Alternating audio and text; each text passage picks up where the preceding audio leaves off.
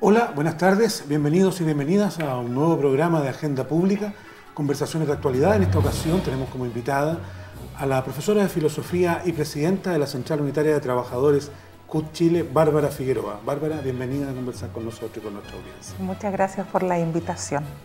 Bárbara, lo primero que le queremos preguntar es ¿cuál es la postura concreta que tiene la CUT, la Central Unitaria de Trabajadores, respecto de la propuesta que hace pocos días hizo formalmente el presidente Sebastián Piñera sobre previsión social, y donde hay además toda una polémica respecto del bajo monto de las pensiones que en general reciben los chilenos?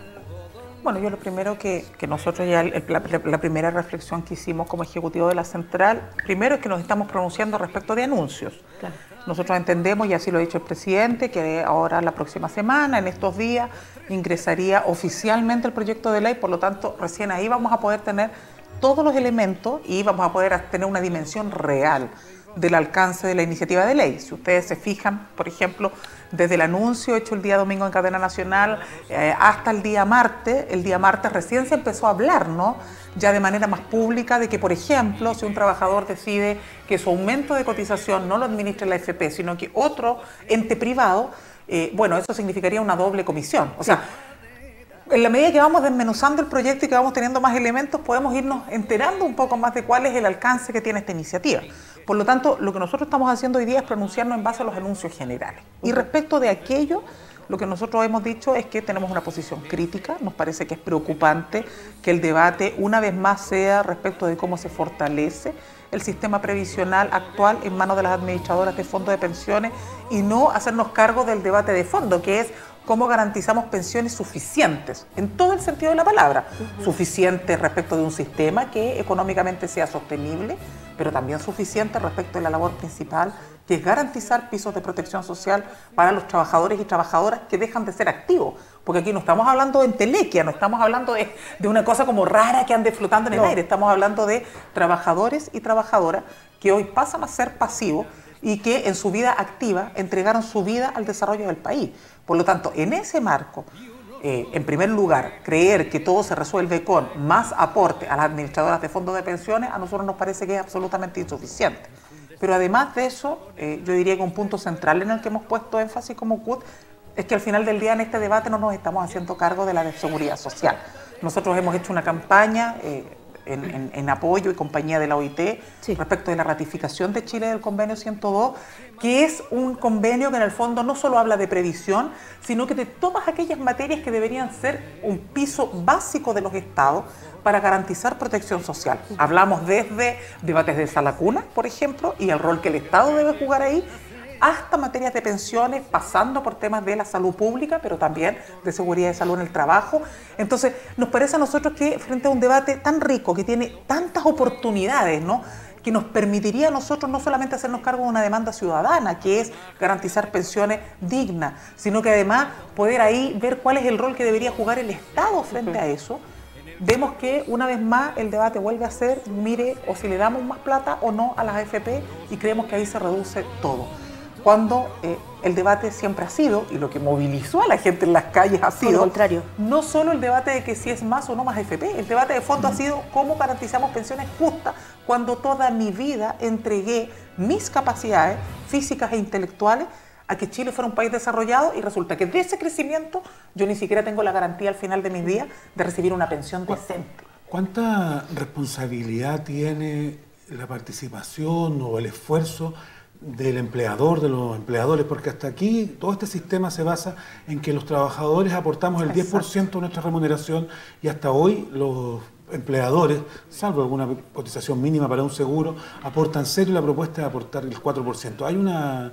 ¿Hay un déficit de compromiso de los empleadores con los trabajadores en Chile? Yo creo que es innegable. O sea, si uno mira, tal como tú dices, Fernando, ¿qué es lo que tenemos hoy día? De aporte del empleador.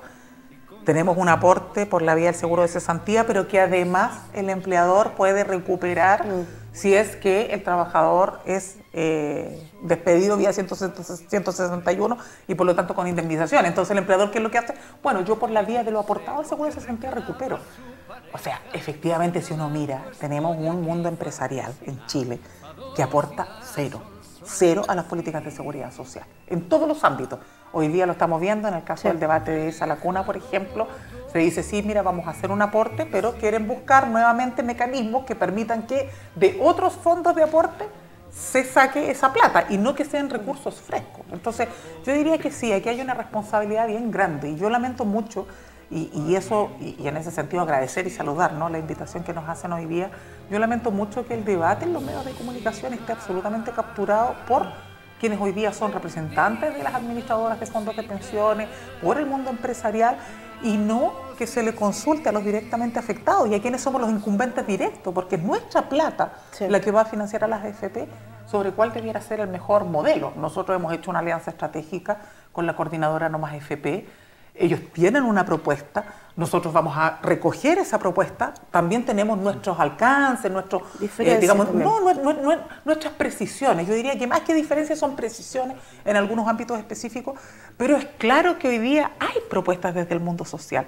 Entonces lo que uno se pregunta es, ¿por qué eso no puede estar en el centro del debate y solo se escucha la voz de los interesados? ¿Qué es lo que te has dicho? ¿Qué es lo que dice Andrés Santa Cruz, expresidente de la Confederación de la Producción y el Comercio, que hoy día es vocero, ¿no?, del mundo de las AFP? ¿Qué es lo que señala? Dice, mire, lo mismo que dice el gobierno, el problema no es el sistema, el problema es que usted gana poco, el problema es que usted entra muy tarde a trabajar, el problema es que usted tiene laguna. Entonces, ese es el problema, si no es que el modelo sea fracasado.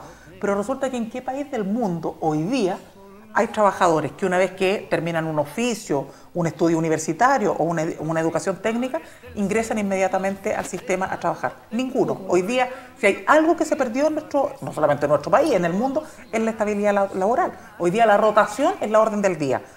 ¿Qué trabajador hoy día, trabajadora, ingresa ganando la renta más alta? Todos sabemos que eso es una construcción que al final de nuestros días, después de más de 20 años de estar en el mundo del trabajo, recién podemos decir estamos dentro de las rentas que efectivamente tienen que ver con mis niveles de conocimiento, mi expertise, entre otros. Y por lo tanto uno dice, bueno, si esa es la relación no solamente de Chile, sino que del mundo, eso explica por qué en gran parte de los países no existen sistemas únicamente de capitalización individual, porque están destinados al fracaso. Y en vez de que el gobierno haga esa reflexión crítica y que invite a las administradoras de fondos de pensión a hacer esa mirada crítica, lo que dice es seguir justificando que el problema es que usted no cotiza, el problema es que usted tiene laguna, el problema es... Y uno le dice, bueno, con cesantía hoy día disparada un 7,3, que podemos estar cercanos a los 2 dígitos a la vuelta de la esquina, con regiones donde ya es real que tenemos cesantías de 2 dígitos, donde las mujeres se está disparando la cesantía. Que los gobiernos no tengan políticas de protección social no es una responsabilidad del trabajador.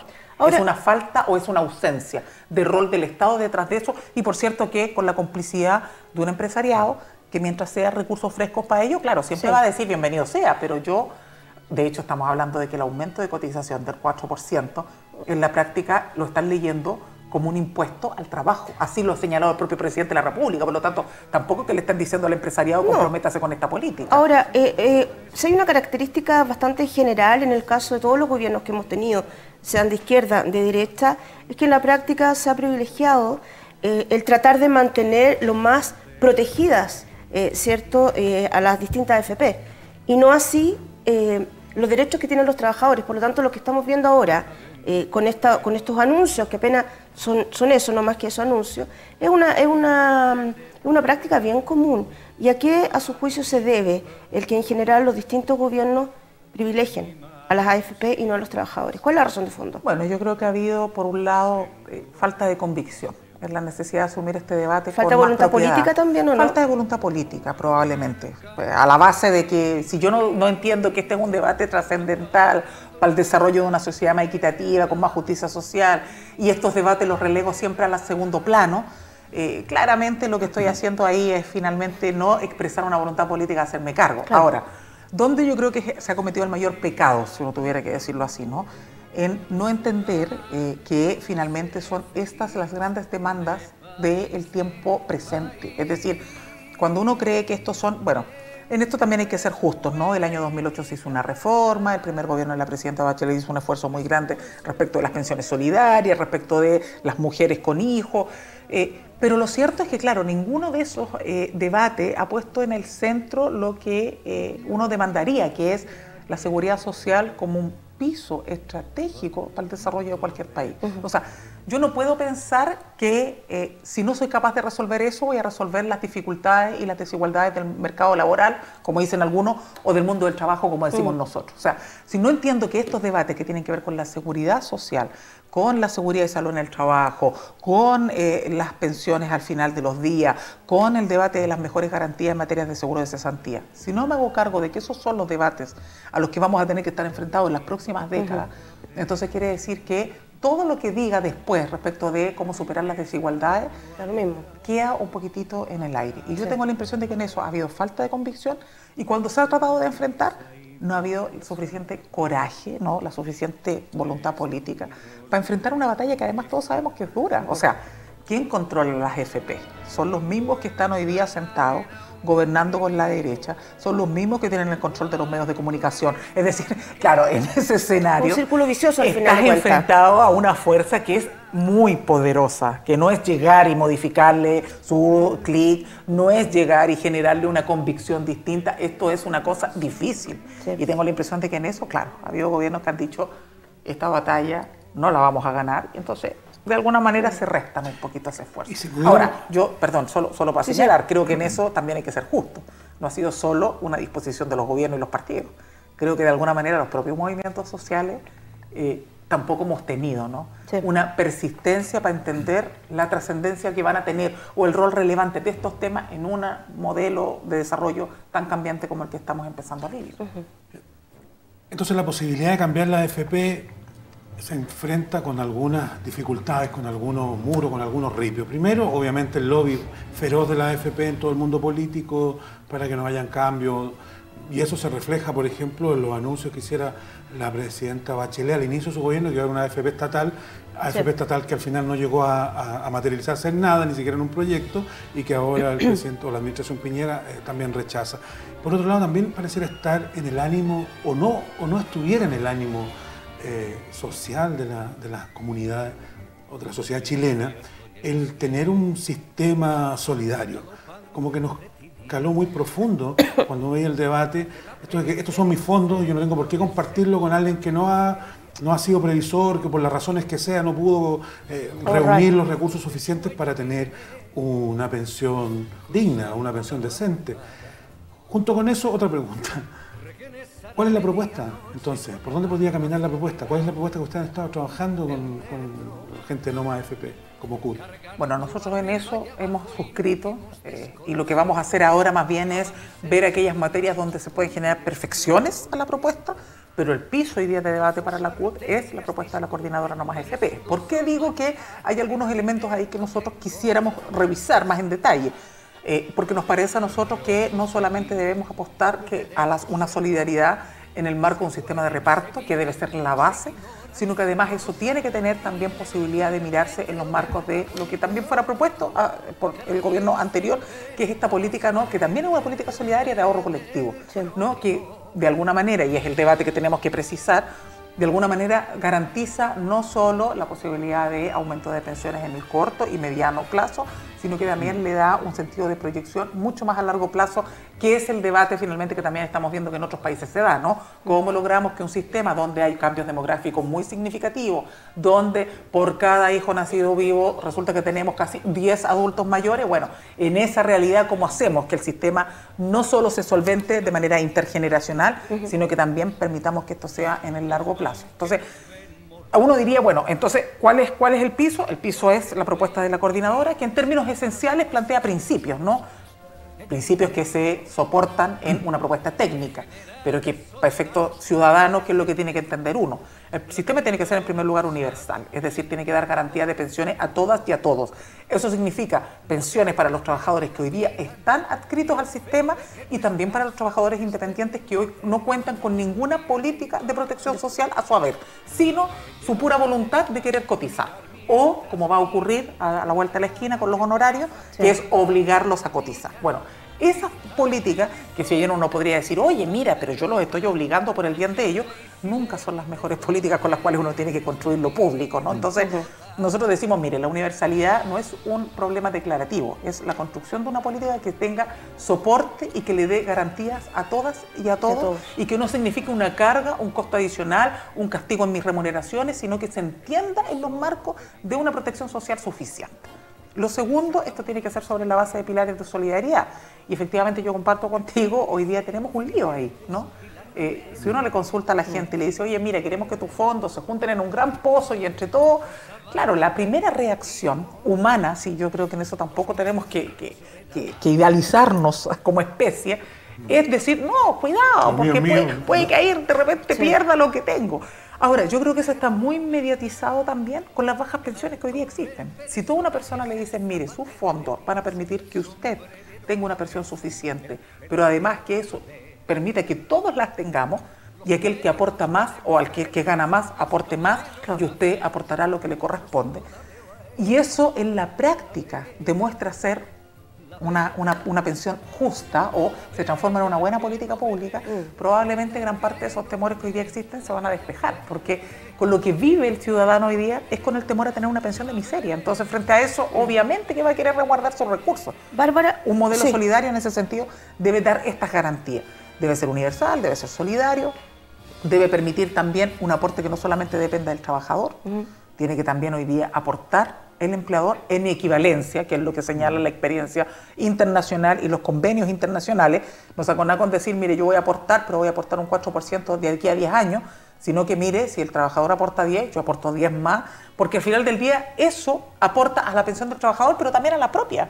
Si el empleador en algún momento se va a jubilar, y ese empleador también necesita tener una pensión suficiente, entonces tiene que tener aporte tripartito y, como decía, tiene que tener técnicamente suficiencia, cuestión que tanto en la propuesta de la coordinadora como en los alcances que a nosotros nos parece que hay que incorporar debiera estar contenido. Bárbara, ustedes el martes 30 de octubre iniciaban lo que son las negociaciones y conversaciones de la mesa del sector público.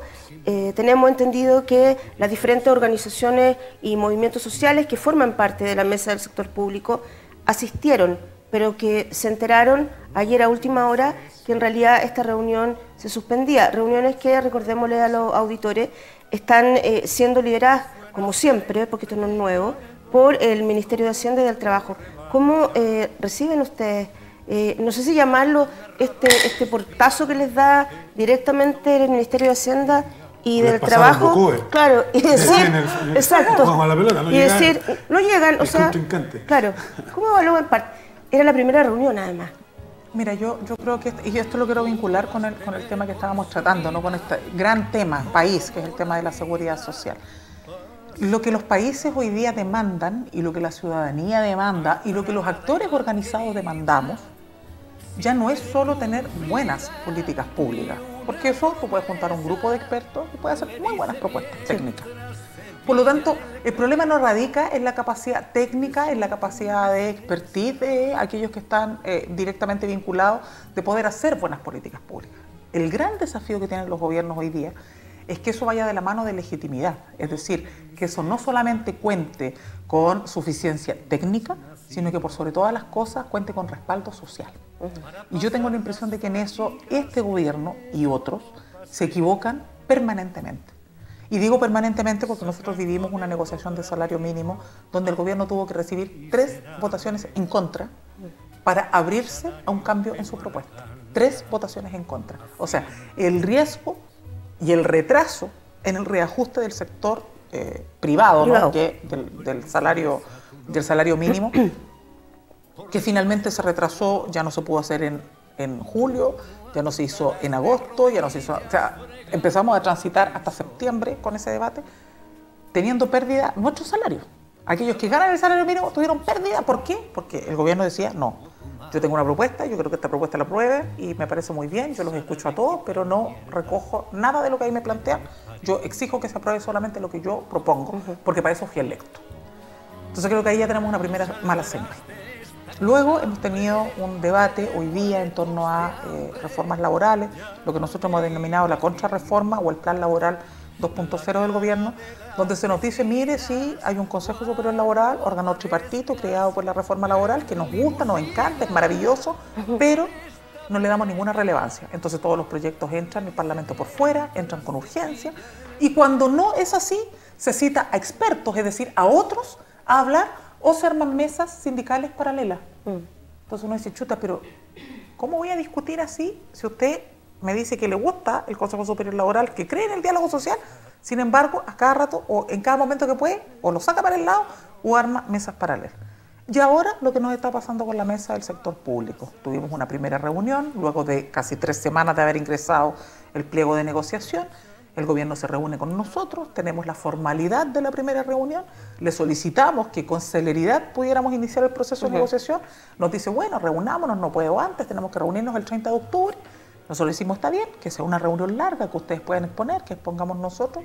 Y el gobierno ayer a última hora nos dice, no, mire, ¿sabe qué? Esto de que hay una movilización de la NEF, entonces no, nosotros no nos vamos a reunir. Nosotros le decimos, a ver, pero... ¿Qué tiene que ver una cosa con otra? Exacto. Además, cuando en otros procesos de negociación, no solo con este gobierno, sino que con otros gobiernos, los gremios también han tenido... Han estado movilizados. De manera particular, no como mesa, pero sí sectorialmente hay gremios que han estado movilizados por su negociación sectorial, por lo que está pasando hoy día en la NEF, que son los despidos. Y las mesas se han realizado de todas maneras. Y las reuniones se han realizado igual. Sí. Entonces, pareciera ser que aquí más peso le hizo el ministro de Hacienda, que tenía el evento anual de la SOFOFA, ¿no? Donde tenía que ir a exponer a Valparaíso, que poder reunirse con los trabajadores en tanto representantes no solamente del gobierno, sino que del Estado empleador. Entonces uno dice, mira, las señales que tenemos es de un gobierno no solo que se apoya en una política del chantaje para tratar de sacar sus propuestas, sino que además con cero capacidad de diálogo. Y yo creo que eso es muy preocupante, porque, por ejemplo, ahora que vamos a tener que enfrentar el debate de pensiones, ¿cuál va a ser la posición del gobierno? Nos va a obligar a todos a que tengamos que bailar al ritmo de él, y que si alguien no está de acuerdo con su propuesta, quiere decir que no está de acuerdo con el debate de pensiones. Bueno, se lo ha dicho hasta los parlamentarios, lo ha tratado bueno, bastante mal. Pasó con el debate de aula segura, ¿no? O sea, bueno, si aquí que digan los parlamentarios si están del lado de los delincuentes o del lado de la convivencia escolar, cuando en realidad el proyecto de aula segura de lo único que te hablaba era de medidas de represión dentro de las escuelas, de seguridad. Cuestión que para quienes venimos del mundo de la educación tenemos perfectamente claro cuál es el problema. Si pregúntale a mis colegas en cualquier comuna periférica de nuestro país, y también dentro de las comunas, ¿no?, que se dice que son las más bonitas, las más mononas, si no recuerden por qué, por ejemplo, Joaquín Lavín en su minuto, siendo alcalde de Las Condes hace más de 10 años atrás, levantó los colegios en la puerta. ¿Qué fueron esos modelos? Yo trabajé en uno, en Maipú. ¿Cuál era ese modelo? Tener a todos los chiquillos más disruptivos dentro de una escuela donde los cabros llegaban con armas, donde los cabros tenían procesos judiciales, donde tú tenías el lío de que si no les gustaba la definición de algún profesor, podían ir a apedrearte, podían ir a golpearte. O sea, eso no es algo nuevo en la educación. El tema es cuál es la respuesta que tú das frente a eso. ¿Violencia con violencia? ¿O violencia con un esfuerzo que quizás es más largo, es más titánico, pero que tiene que ver con convivencias democráticas dentro de los espacios escolares? ¿Y el gobierno qué fue lo que dijo? No, si usted no apoya aula segura, entonces quiere decir que usted está con los delincuentes. Entonces, si ese es el tono en el que vamos a debatir, tenemos dos problemas. Por un lado tenemos la diferencia en las propuestas, que uno lo podría salvar diciendo, bueno, tú tienes tu propuesta, yo tengo la mía, discutámosla. Pero si a eso le sumamos la intransigencia y la soberbia con la que la autoridad está actuando, entonces lo que vamos a tener es focos de conflicto social. O sea, cuando la CUT llama a un paro nacional activo ahora el 8 de noviembre, muchos que lo que dicen, oye, pero ustedes no le dieron ni un veranito de San Juan al gobierno. Sí. ¿En qué condiciones? Si cada vez que puede el gobierno trata de pasar por arriba de nosotros, quitarnos legitimidad, quitarnos voz autorizada. ¿Por qué? Simplemente porque dicen, no, porque ustedes no están de acuerdo conmigo. Entonces, como no están de acuerdo, yo lo saco para el lado. O sea, así va a ser muy difícil. ¿En qué se va a traducir yo le iba a preguntar exactamente a propósito del paro nacional que están convocando para el 8 de noviembre, el paro nacional activo? ¿En qué se va a traducir y contra qué se para? Bueno, primero es una jornada de movilización que tiene características de paro. Porque la naturaleza del mundo del trabajo te obliga a tomar una decisión. Tú no puedes decir, no, mire, yo no puede ser me movilizo, media, pero un poquito. No, aquí tú tienes que hacer convocatorias a paro, pero entendemos que esta no es una convocatoria solo para el mundo del trabajo, es una convocatoria social. Por lo tanto, va a tener múltiples expresiones y probablemente en aquellos centros productivos o en aquellas empresas o sector público en el que puedan, por ejemplo, acompañar en la marcha, pero eso no signifique paralizar todo un turno. Bueno, nosotros entendemos que lo importante aquí es acoger, no exigirle a una persona, mira, si tú te quieres movilizar tienes que hacerlo así. No, o sea, esa no es la idea es ser convocante en toda la diversidad y en todas las múltiples expresiones que esto pueda tener, y por eso la convocatoria ha sido a un paro nacional activo. Nosotros hemos hecho una solicitud para poder marchar por la Alameda ese día 8 de noviembre, pero donde la apuesta principal y donde el sentido que nos moviliza, primero tiene que ver con estas prácticas antisindicales de la autoridad, esta falta de diálogo, esta falta de capacidad de entender que los tiempos modernos no exigen solo que uno respete la autoridad porque fue legítimamente electa. Si eso es, o sea, nadie pretende suponer hoy día que vamos a sacar a Piñera de presidente. O sea, no estamos cayendo en ese desvarío, pero, sí. Pero es evidente que así como legítimamente fue electo este gobierno, también hay un parlamento de oposición que fue legítimamente electo y que tiene todo el derecho a hacer los debates. Y existe un mundo social organizado que también tenemos el legítimo derecho a poder expresarnos. Entonces, nosotros decimos, mira, esto también tiene que ver con el ejercicio sano de la democracia, con hacer contrapeso a fuerzas que tienen intereses económicos que hacen pesar y que por lo tanto para los sanos equilibrios en democracia se requiere un actor social movilizado y donde los temas centrales tienen que ver con los debates que estamos cursando, ¿no? Pero que también tienen mucho que ver hoy día con las demandas más invisibles, ¿no? Yo recuerdo, ¿no? Si uno hubiese mirado hace un año atrás, 2 años atrás, hubiésemos tenido una cesantía del 7,3, hoy día estaríamos hablando de una crisis de empleabilidad en nuestro país horrorosa. Estarían pidiéndose cabezas por doquier. Hoy día de eso no se habla y eso angustia a la ciudadanía. No solamente el no tener empleo, sino que el miedo a perderlo, el debate sobre pensiones, las pensiones de miseria, tener que jubilarme con estas pensiones. Está todo el problema que tiene que ver con, digamos, la migración en un buen sentido, ¿no? Sí. Hay una preocupación legítima de la ciudadanía que dice, mira, no encuentro empleo, los salarios están estancados, pero resulta que ingresan migrantes. Entonces hay todo un proceso que hacer de debate para canalizar esas inquietudes.